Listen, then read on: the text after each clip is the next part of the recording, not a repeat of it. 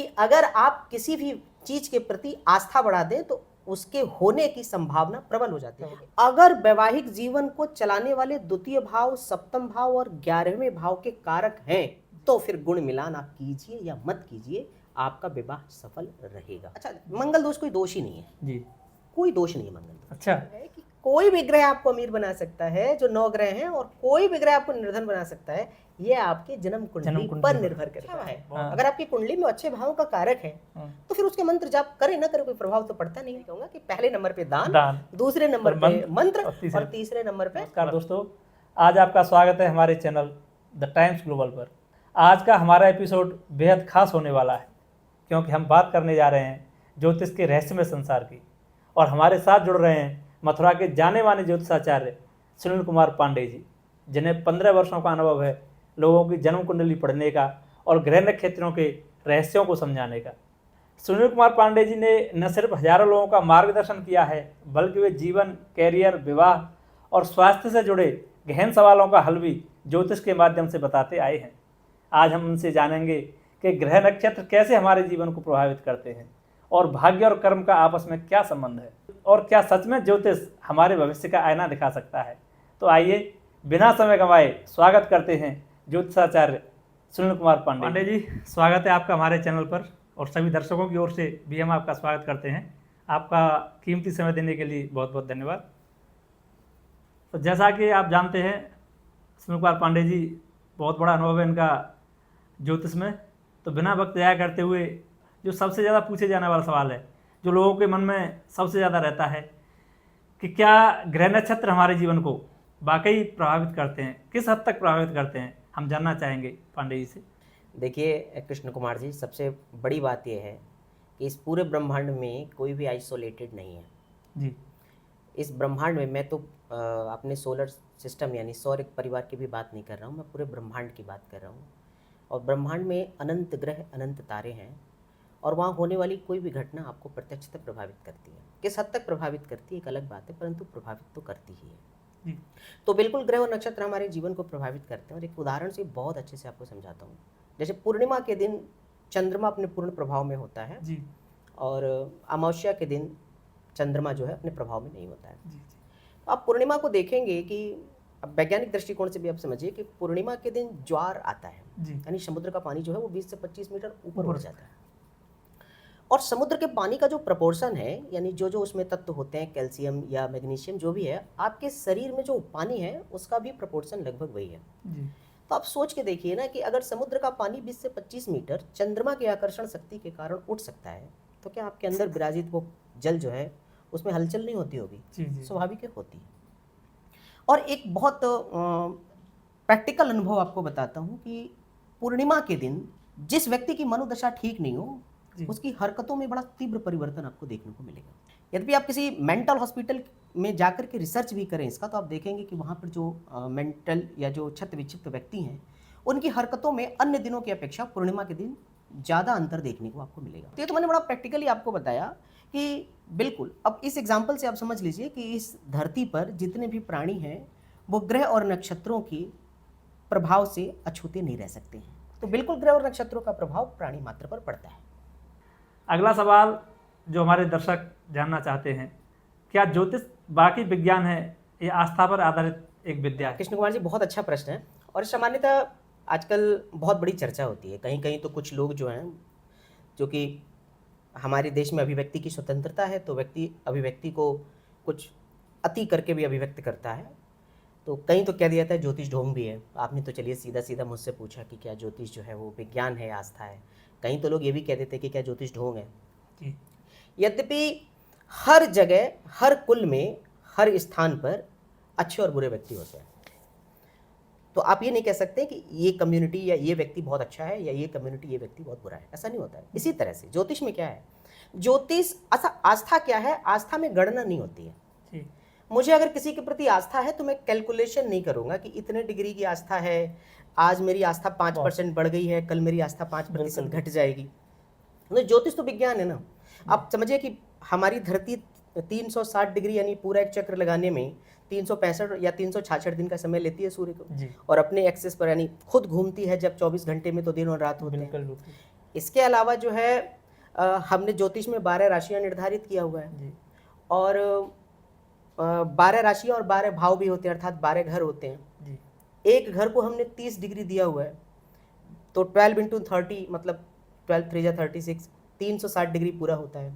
इसके अलावा हमारी धरती 4 मिनट का समय लेती है 1 डिग्री घूमने में। जी तो अगर कैलकुलेशन करें आप, करीब करीब जो है 2 घंटा लगेगा आपको 30 डिग्री घूमने में, मतलब आपको का मतलब पृथ्वी को। जी इसी तरह से हमने नक्षत्र निर्धारित किए, जैसे हम अपने सौर परिवार के अंतर्गत जो 27 नक्षत्रों को रखते हैं। एक नक्षत्र जो है वो 13 डिग्री 20 मिनट का होता है और एक राशि में है जो 2.25 नक्षत्र करीब होते हैं। जी तो ये तो पूरा का पूरा एक गणना हुई ना, एक कैलकुलेशन हुई, एक मैथमेटिक्स हुई। तो और जहाँ गणना आती है वहाँ आस्था नहीं है। नो, ये बात बिल्कुल सच है कि अगर आप किसी भी चीज के प्रति आस्था बढ़ा दें तो उसके होने की संभावना प्रबल हो जाती है, क्योंकि आस्था एक प्रकार से ना कहते हैं ना कि सोने पर सुहागा वाला कार्य करती है। आस्था से तो प्रत्येक चीज का संबंध। अगर आपके पास आस्था न हो तो बहुत सारी चीजें डिसबैलेंस हो जाएंगी। तो आस्था तो बहुत जरूरी है, परंतु ज्योतिष एक विज्ञान पर आधारित विषय है और जी, हमारे पूर्वजों ने, चाहे जो 12 मिहिर हो, आर्यभट्ट हो, चाणक्य हो, ठीक है, ये जितने भी बड़े बड़े विद्वान हुए जिन्होंने ज्योतिष को बहुत बड़ा योगदान दिया, जी, जी। उन सभी ने गणना करके बताया ना, एक ग्रह से दूसरे ग्रह की दूरी, एक नक्षत्र से निकलने वाली किरणों की प्रभाव, इन सबको ने कैलकुलेट किया। जब कैलकुलेट किया तो इसका मतलब ये है कि ये पूर्णतः आस्था नहीं है, ये एक विज्ञान है। और हमारे सनातन धर्म में जो है आस्था को बड़ा महत्व दिया गया है, तभी आप उसको फॉलो करेंगे। इसलिए हमने उस विज्ञान में आस्था को मिला करके एक सोने पर सुहागा वाला कार्य कर दिया। बहुत अच्छा जवाब, बहुत अच्छे से समझाया आपने। आजकल के युवा अपने शादी कैरियर को लेकर काफ़ी चिंतित रहते हैं, तो अगला हमारा सवाल इसी से जुड़ा हुआ है। विवाह, कैरियर और स्वास्थ्य को ज्योतिष कैसे प्रभावित करता है, हमारे दर्शकों को बताएं। जैसा मैंने आपको बताया अभी कि ज्योतिष एक विज्ञान है और हमारे जीवन में घटित होने वाली प्रत्येक घटना, हम अपने जन्म, जब इस धरती पर हमारा जन्म होता है और जब तक हम इस धरती पर रहते हैं उसके बीच का जो समय पीरियड ये हम ले करके हम आते हैं, इससे बहुत सारी चीज़ें घटित होती हैं। आपने पूछा कि विवाह पर क्या इसका असर होगा, कैरियर पर क्या इसका असर होगा, स्वास्थ्य पर क्या असर होगा। देखिए, अगर ग्रह और नक्षत्र, दशा, भुक्ति अंतरा जी और इसके अलावा दृष्टियां आपके संबंधित भाव पर बढ़िया पड़ रही हैं तो आपके जीवन में खुशियां ही खुशियां हैं। और कहीं ना कहीं अगर वो ऊर्जा संतुलन बिगड़ा हुआ है, मतलब गोचर में या आपकी कुंडली में अगर कहीं ना कहीं बुरी दृष्टि है या भाव खराब है तो आप कष्ट भोग रहे हैं। विवाह पर सबसे मैं आपको जवाब दूं कि कैसे प्रभावित करता है, कि जैसे किसी व्यक्ति का जब विवाह होता है तो वो तमाम तरह से प्रयोजन करता है और ज्योतिषी उपाय भी करता है। जी। अगर उसको ये पता चल जाए या बताने वाला बिल्कुल सही बताए कि भाई इस लड़के के साथ या इस लड़की के साथ जीवन में, वैवाहिक जीवन में दोष है या कहीं ना कहीं कुछ संभावनाएं जो है वो खराब हो सकती हैं भविष्य में, तो वो बहुत सावधानी के साथ कदम बढ़ाएगा और आने वाले समय में अपने बहुत सारे दुर्गुणों को, अवगुणों को कम करके एक सफल वैवाहिक जीवन जी सकता है। इसी प्रकार से एक छात्र को अगर ये पता चल जाए कि ये क्षेत्र उसके लिए सर्वाधिक उपयुक्त है और अगर पूरी ऊर्जा लगा करके उस क्षेत्र पर काम करे तो वो सफल हो सकता है। आज के युवाओं का सबसे बड़ा क्वेश्चन जो है ना, बहुत बड़ा प्रश्न है कि उनको यही नहीं पता है कि आखिरकार उनको करना क्या है। ठीक है, उनको पढ़ना क्या चाहिए। अच्छा, माता पिता तो अपने सपनों को अपने बच्चों में देखते हैं, तो वो तो चाहते हैं कि जो मेरे सपने अधूरे रह गए वो मेरा बच्चा पूरा कर दे। तो अगर ये पता चल जाए उनको कि नहीं, इस बच्चे का करियर इस क्षेत्र में बहुत अच्छा हो सकता है, हो सकता है कोई बच्चा बहुत अच्छा पढ़ाई करे, हो सकता है कोई बच्चा बहुत बड़ा स्पोर्ट्स पर्सन बन जाए। अब स्पोर्ट्स पर्सन जिसको बनना चाहिए आप उसको पढ़ा रहे हो और जो पढ़ना चाहिए उसको आप स्पोर्ट्स की तैयारी करा रहे हो, तो कहीं ना कहीं मिसमैच कर रहे हो, तो प्रभावित तो आपका करियर होगा। इसी प्रकार से स्वास्थ्य है और सबसे ज्वलंत मुद्दा आज के समय में तो मैं समझता हूं कि करियर और विवाह से भी बड़ा स्वास्थ्य, क्योंकि एक हमारे यहाँ तो हर जगह कहा गया कि प्रथम सुख निरोगी का। पहला सुख जो होता है वो एक निरोगी का ही होता है, निरोगी काया। और कहते हैं कि एक स्वस्थ शरीर के अंदर ही एक स्वस्थ मस्तिष्क भी रह सकता है। तो बिल्कुल अगर आपके जीवन में कोई बड़ा कष्ट है, कोई स्वास्थ्य संबंधी विकार है, आप पता लगाइए कुंडली में कि कौन सा ग्रह आपको प्रभावित कर रहा है। कई बार होता है ना, बहुत सारे डॉक्टर सारी जांच कर लेते हैं। अच्छा, डॉक्टर्स आजकल डॉक्टर्स क्या है, डॉक्टर्स तो सब चीज स्कैन कर लेते हैं, एक एक चीज उन्होंने रिपोर्ट के माध्यम से निकाल दी, उसके बाद दवाइयां लिख करके दे देते हैं, फिर भी दवाई आपको नहीं लगती है। मेरे पास तमाम ऐसे केस हैं कि डॉक्टर्स ने मेल और फीमेल की मेडिकल रिपोर्ट्स किया और संतान होने में किसी भी प्रकार का, दोनों में कोई समस्या नहीं है, परंतु संतान नहीं हो रही है। अब आप इसको क्या कहेंगे, मेडिकल साइंस फेल है? नहीं, मेडिकल साइंस ने तो अपने सारे गुण बता ही दिए। लेकिन कहीं न कहीं कुछ ग्रहों का भी प्रभाव है यहाँ पर, जिस कारण से ऐसा नहीं हो रहा है। और अगर हम उस समस्या का भी समाधान कर दें तो व्यक्ति के जीवन में स्वास्थ्य, विवाह और करियर तीनों में खुशियाँ देखने को मिलेंगी। तो बिल्कुल प्रभावित होता है। एक और आजकल सबसे ज़्यादा पूछे जाने वाला सवाल है, जिसको लेकर युवा चिंतित रहते हैं, वो है उनकी शादी को लेकर। तो अगला हमारा सवाल, क्या सचमुच कुंडली मिलान से शादी सफल हो जाती है? ये अधूरा सच है जी। ये कि कुंडली मिलान से ही शादी आपकी सफल हो सकती है। कुंडली मिलान में ना, अच्छा, कुंडली मिलान कई तरह की होती है जी। अच्छा, केवल मिलान पे, यहाँ अगर आप गुण मिलान की बात कर रहे हो जी। तो गुण मिलान में हम नक्षत्र के पॉइंट और राशि के पॉइंट, उसके बाद भकुट के पॉइंट, ये नाड़ी दोष, ये सारे मिला करके हम ओवरऑल 36 गुण। और कई बार क्या होता है कि 36 में से 18 से कम गुण मिलते हैं तो सामान्यतः कहा जाता है कि भाई ये शादी नहीं चलेगी। लेकिन केवल गुण मिलान के आधार पर शादियां सफल और असफल होना, ये अधूरा सच है। जी। अच्छा, एक प्रासंगिक और प्राचीन उदाहरण देता हूँ, हालांकि वो भगवान है। माता सीता की और भगवान रामचंद्र जी की कुंडली 36 के 36 गुण मिली थी, परंतु आप ये देखिए कि मैं उस पर कोई टीका टिप्पणी नहीं कर रहा हूँ, मैं बता रहा हूँ गुण मिलान की बात। तो माता सीता ने अपने वैवाहिक जीवन में कितने सुख प्राप्त किए, ये सोचने वाली बात। मतलब जहाँ पुरोहित वशिष्ठ जैसे ऋषि मुनि हो, जो महर्षि ब्रह्मर्षि थे, तो लेकिन फिर भी वहाँ त्रुटि हुई। मैं ये उनके गुण मिलान की पद्धति पर प्रश्नवाचक चिन्ह नहीं लगा रहा जी। वो विशिष्ट थे, विशिष्ट हैं, विशिष्ट रहेंगे जी। मेरी औकात नहीं है कि मैं उस क्षेत्र पर, मैं तो सिर्फ आपसे ये कह रहा हूँ कि केवल गुण मिलान से शादी सफल हो या अधूरा सच है। अच्छा, हम कई चीजें छोड़ देते हैं। गुण मिलान पे क्या होता है ना कि जैसे बच्चे की, लड़के की डेट ऑफ बर्थ, समय और स्थान पूरा पता है, लड़की का कुछ भी नहीं पता है जी। तो आजकल मैंने बहुत बड़ा ट्रेंड देखा है कि हम लड़के और लड़की के नाम से कुंडली मिला देते हैं जी। हमने 100 नाम से, एक का नाम 2 नाम से, हमने देखा 100 10 से नहीं मिली है तो 100 ह कर देते हैं जी जी जी। कुल मिला के किसी तरह मिला देते हैं, 18 गुण क्रॉस करा देते हैं, विवाह हो जाता है जी जी जी।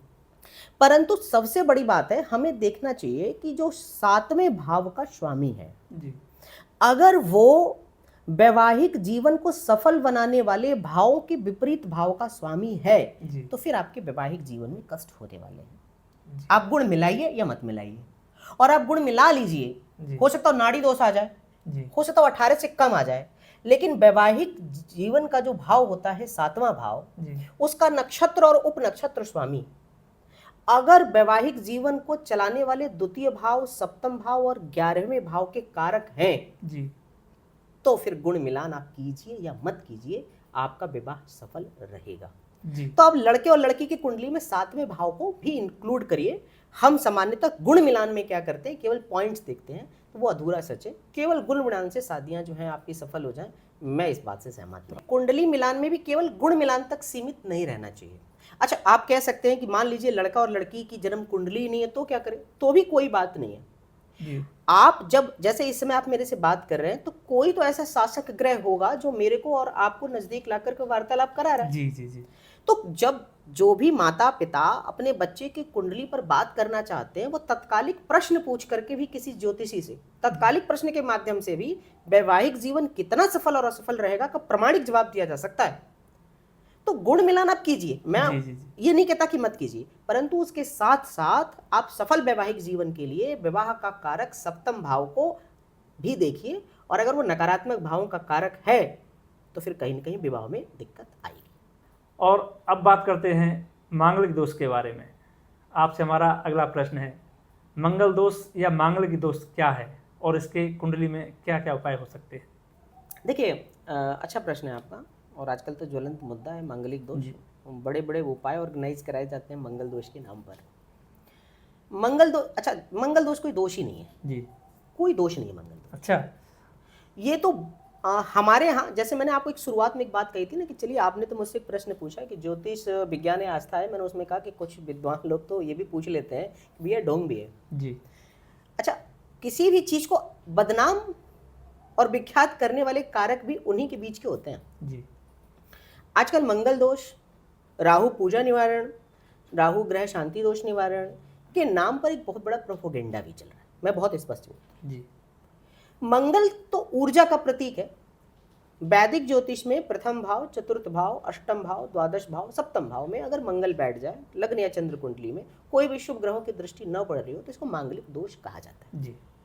और मंगल ऊर्जा का कारक है, तो मंगल दोष नहीं है, बल्कि जो मांगलिक है उसके अंदर मंगल का पुट ज्यादा है, ओके, उसके अंदर एग्रेशन, एग्रेशन किसके अंदर होगा, गुस्सा किसके अंदर होगा, जिसके अंदर एनर्जी ज्यादा होगी। एनर्जी ज़्यादा है। अच्छा, एग्रेशन होना भी चाहिए ना, अगर जी। किसी व्यक्ति के अंदर एग्रेशन नहीं है उसका मतलब यह है कि उसका मंगल और सूर्य तो खराब हो गए। जी, व्यक्ति को गलत चीजों के प्रति प्रतिकार जब करेगा तो गुस्सा आएगा, और अगर गलत चीजों के प्रति प्रतिकार की भावना ही नहीं निकल रही है तो इसका मतलब है कहीं ना कहीं दोष है।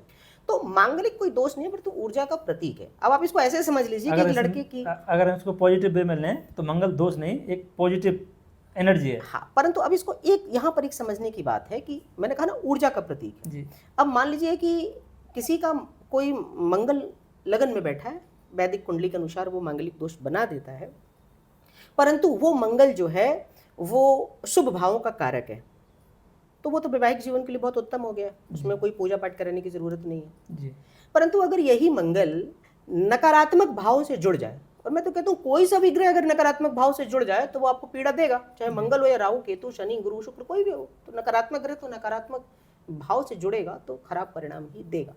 रही बात मंगल दोष की, तो हाँ, जब मिलान करते हैं हम, जैसे लड़का मंगली है, मतलब लड़के के अंदर एग्रेशन ऊर्जा ज्यादा है और लड़की नहीं है, तो नो डाउट एक व्यक्ति के अंदर ऊर्जा का तत्व ज्यादा है और एक के अंदर कम है, तो सामंजस्य बनाने में थोड़ी सी दिक्कत हो सकती है, जी, ठीक है।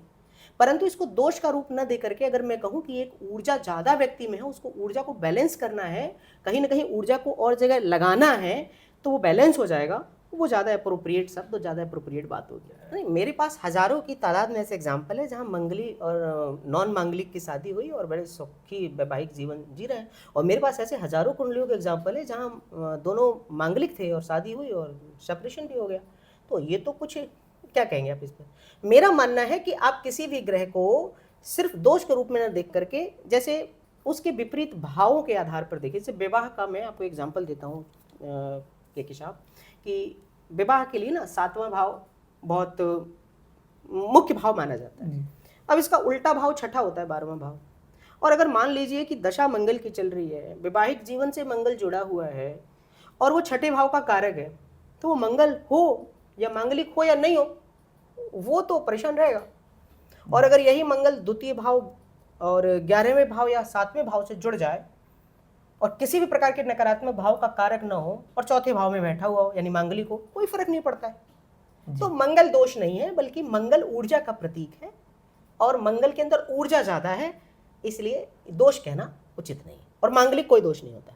और एक सबसे ज़्यादा पूछे जाने वाला सवाल जो आजकल के लोग जिसके बारे में जिज्ञासा रखते हैं, वो है पैसे के बारे में, उनके करियर के बारे में। तो हमारा सवाल ये है आपसे कि वे कौन कौन से ग्रह हैं जो व्यक्ति को सफल या धनवान बनाते हैं या धनवान बना सकते हैं? ये तो सबसे ज्यादा पूछे जाने वाला प्रश्न है जी जी जी, कि कौन व्यक्ति जो है वो धनवान होगा, जी, कौन कम पैसा कमाएगा। सबको पैसे की चाहत है, धनवान बनने की चाहत है। अभी पिछला वाला जो मैंने उत्तर दिया ना, उसकी शुरुआत, इस प्रश्न की शुरुआत वहीं से करता हूँ कि कोई भी ग्रह आपको अमीर बना सकता है और कोई सा भी ग्रह आपको निर्धन बना सकता है। जी जी, निर्भर इस बात पर करता है कि वो ग्रह आपके जीवन में किस प्रकार जुड़ा है। जी जी, जैसे आम जनमानस में एक धारणा हो रहा है कि राहु केतु शनि खराब ग्रह, क्रूर ग्रह होते हैं। जी अब अगर राहु आपकी कुंडली में आपके धन भाव दूसरे भाव से जुड़ जाए जी, और दशा चल रही हो राहु की ही, जी और उसका नक्षत्र स्वामी भी दूसरे भाव के या 11वें भाव का कारक बन जाए, जी, तो ये राहु की दशा आपके लिए तो बहुत ही फ्रूटफुल होगी, आप तो अमीर हो गए, आपके पास तो पैसा ही पैसा होगा। अच्छा, मतलब इसी उल्टा, प्रकार, हाँ, कोई राहु भी, राहु ही आपको अमीर बना सकता राहु है। ही आपको अमीर बना देगा, जी केतु ही आपको अमीर बना देगा, मंगल ही आपको अमीर बना देगा, जी, बशर्ते धन के कारक भाव द्वितीय 6 और 10 11 ये धन देंगे आपको, कमा करके पैसा ला करके देंगे आपको। इन भावों से वो ग्रह जुड़ जाए और दशा में, और नक्षत्र स्वामी का मालिक भी यही कह रहा हूं, मतलब इसके लिए आपकी कुंडली उत्तरदायी है, बिल्कुल। न कि ग्रह। ग्रह उत्तरदायी नहीं है। मैंने, अच्छा, गुरु को, बृहस्पति को बहुत शुभ ग्रह माना जाता है वैदिक ज्योतिष में। मैंने तमाम ऐसी कुंडलियों में अनुभव बता रहा हूँ, रिसर्च बता रहा हूँ कि गुरु की महादशा में तमाम व्यक्ति बर्बाद हो गए। जी, उनको इंतजार था कि मेरी गुरु की महादशा आएगी तो मैं जीवन में उत्थान करूंगा, और जब गुरु की महादशा आई तो जहाँ पहले थे वहां से भी गर्त में चले गए। कारण क्या रहा कि गुरु खराब भाव का कारक था। एक चीज और जोड़ देता हूँ यहाँ पर, सामान्यतः जनमानस में एक धारणा है कि ग्रह अपने परिणाम देता है। जी, हम इसमें एक चीज छोड़ देते हैं कि ग्रह अपने परिणाम नक्षत्र स्वामी के माध्यम से देता है। जी, तो प्रत्येक ग्रह एक नक्षत्र में बैठा होगा, और उस ग्रह का जो नक्षत्र स्वामी है वो भी किन्हीं किन्हीं भावों का कारक होगा, तो ग्रह अपने नक्षत्र का परिणाम देगा। जी अब किसी का गुरु अगर राहु के नक्षत्र में बैठा है और राहु बहुत शुभ भावों का कारक है तो गुरु की महादशा फल जाएगी। और यही गुरु अगर राहु के नक्षत्र में बैठा है, राहु खराब भावों का कारक है, धन न देने वाले भावों का कारक है, तो व्यक्ति बर्बाद हो जाएगा। तो आपके प्रश्न का जवाब है कि कोई भी ग्रह आपको अमीर बना सकता है, जो 9 ग्रह हैं, और कोई भी ग्रह आपको निर्धन बना सकता है। ये आपकी जन्म कुंडली पर निर्भर करता है कि किसकी प्लेसिंग कहाँ पर है। एक और बड़ा कॉमन सा प्रश्न पूछा जाता है ज्योतिष में कि ज्योतिष में सबसे प्रभावी उपाय कौन से हैं, रत्न, मंत्र या दान? जब बहुत बढ़िया और बहुत आपका ना जितना भी प्रश्न आपने मुझसे पूछे, इन सब में बेहतरीन प्रश्न आपने यही पूछा। ये व्यक्ति के ना जीवन को बदल कर रख देने वाला प्रश्न है आपका। मैं ना इस प्रश्न की शुरुआत से पहले 2 चीजें बताऊं। अच्छा, हम सब ने सुने होंगे, मैंने तो सुने अपने गुरुओं से, अपने पुरखों से, अपने परिवार में बुजुर्गों से भी सुने। और आप किसी विशिष्ट ज्योतिषाचार्य के पास बैठे या किसी गुरुदेव के पास बैठे तो वो कुछ आपको कहते हैं कि भैया ऐसा है कि मंत्र का जाप करो या दान करो या कुछ और भी उपाय हैं, जैसे आप हॉस्पिटल ही घूम आओ, आप कचहरी घूम आओ, आप चलो जेल का विजिट कर आओ, सब उपाय में शामिल है। आपने मुझसे 3 बातें पूछी कि ज्योतिष में सबसे प्रभावी उपाय कौन सा है, रत्न, मंत्र या दान। हम इसमें सबसे नंबर 1 पर रखते हैं दान को। जी। अच्छा, मंत्र और दान दोनों का एक ही भाव है। कुंडली के 12 भावों में जो 12वां भाव है वही मंत्र जाप का यानी चैंटिंग का, और वही भाव जो है वो दान का भी। जब आप किसी को दान देते हैं तो देखिए कुंडली में ना दृष्टियां कोण के आधार पर निर्धारित होती है। 30 डिग्री का कोण, 60 डिग्री का कोण, 180 डिग्री का कोण, 120 डिग्री का कोण। एक कुछ कोण की दृष्टि शुभ होती है, कुछ कोण की दृष्टि अशुभ होती है। जैसे 30 का मल्टीप्लाई करते चले जाए तो शुभ होगा, और 45 का मल्टीप्लाई करते जाए तो अशुभ होगा। मैं जनरल बता रहा हूँ, बाकी तो बहुत डिटेल काफी समय लग जाएगा। जब आप दान करते हैं तो 12वें भाव को आप मैनेज कर रहे होते हैं। दान करने से ना आपका खर्चा रुक जाएगा, क्योंकि 12वां भाव आपके खर्चे का है और आपने खर्चा पहले ही कर दिया। जी। दान करने से आपकी बीमारियों पर होने वाला, दवाइयों पर होने वाला खर्चा रुक जाएगा, क्योंकि आपने पहले ही खर्चा कर दिया। जी। 12वें भाव के जितने भी नकारात्मक चीजें हैं ये दान करने से रुकेंगी, और यहां से 60 डिग्री का कोण द्वितीय भाव पर बनेगा और आपका धन आने लगेगा। तो दान देने से आपके 12वें भाव के यानी आपका हॉस्पिटल जाने का योग, आपका खर्चे का योग, आपको परेशान होने का योग, ये तो कम हो गए, साथ में धन आने का योग बढ़ गया। और दूसरे भाव से फिर 6ठा भाव भी एक्टिव हो जाता है, आपका कैरियर रोजगार बढ़िया हो जाएगा, और यहां से 10वें भाव पर दृष्टि पड़ेगी, आपका जो है स्टेटस बढ़ जाएगा। तो एक दान करने से आपके 3 चीजें एक्टिव हो गई।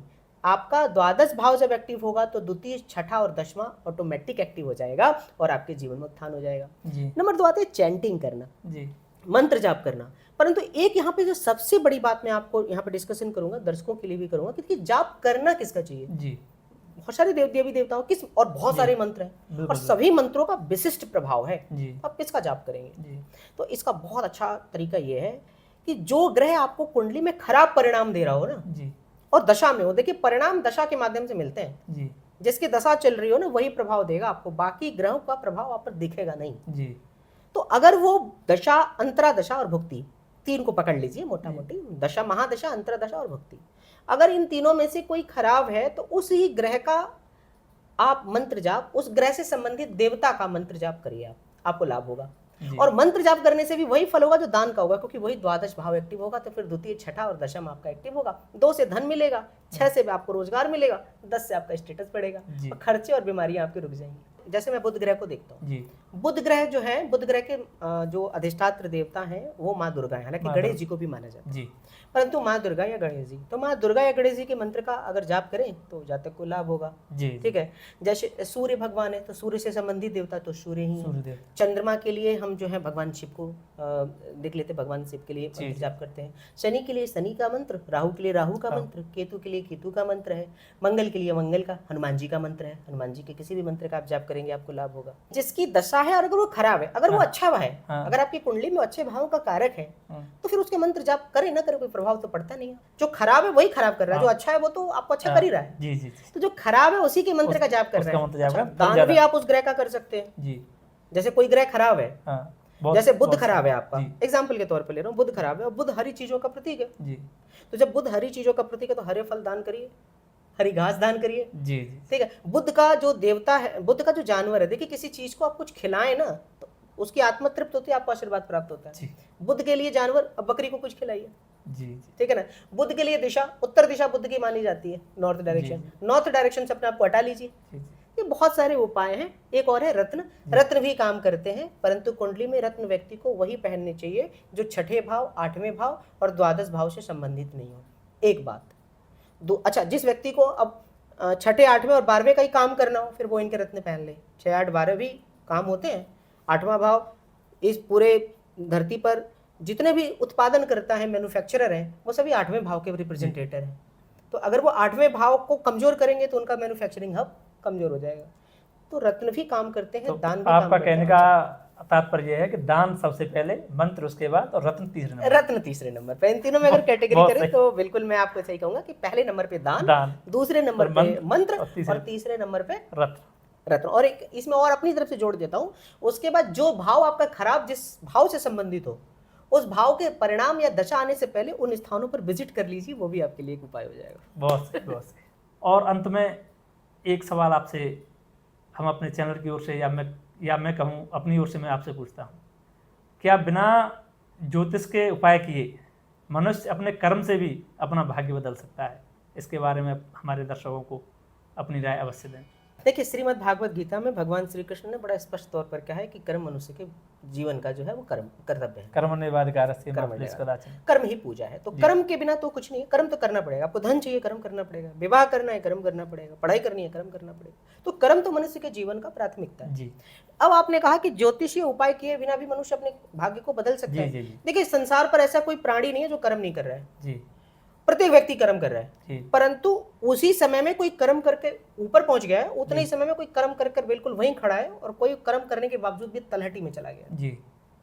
इसका मतलब यह है कि अगर ज्योतिष गणना के आधार पर व्यक्ति अपने उपाय को करे और अपने कर्म को करे तो अपने भाग्य में 4 चांद लगा सकता है। ठीक है। तो अगर इस धरती पर तमाम व्यक्ति ज्योतिष को नहीं मानते हैं, फिर भी वो काम कर रहे हैं और सफल है जी। अर्थात कहीं ना कहीं उनके ग्रहों की स्थिति ठीक है, उनको जरूरत नहीं है। देखिए, ज्योतिष को सामान्यतः कौन से लोग मानते हैं? जो परेशान हो जाते हैं जी। जब व्यक्ति में परेशानी आती है तो ज्योतिषी की तरफ भागता है, खुश होता है तो नहीं भागता है। यही बात तो कहा गया है ना कि सुख दुख में सुमिरन सब करे और सुख में करे न कोई। तो अगर सुख में भी आप सुमिरन करने लगे, उन ग्रह नक्षत्रों की चाल को एक मार्गदर्शक के माध्यम से समझने का प्रयास करें, तो हो सकता है दुख आपके पास कम आए। और अपने कर्म को अगर ज्योतिषीय गणना के आधार पर थोड़ा उसको शामिल कर ले तो आप जो है कम परिश्रम में, कम आफत में अपना स्वास्थ्य, आरोग्य, धन और समृद्धि को बरकरार रखने में सफल हो जाएंगे। बहुत बहुत। तो दोस्तों, आज की हमारी बातचीत यहीं समाप्त होती है। हमारे साथ जुड़े ज्योतिषाचार्य सुनील कुमार पांडे जी ने बड़े ही सरल और गहन तरीके से हमें बताया कि ग्रह नक्षत्र हमारे जीवन में कैसे दशा देते हैं और ज्योतिष को किस नजरिए से समझना चाहिए। सुनील कुमार पांडे जी, आपका बहुत बहुत धन्यवाद कि आपने हमारे चैनल पर आकर अपना कीमती समय दिया और इतने महत्वपूर्ण प्रश्नों के उत्तर दिए। दोस्तों, अगर आपको यह एपिसोड पसंद आया हो तो इसे अपने दोस्तों और परिवार के साथ शेयर जरूर करें और हमें फॉलो करना ना भूलें ताकि आने वाले एपिसोड आप मिस ना करें। जुड़े रहिए हमारे साथ। धन्यवाद।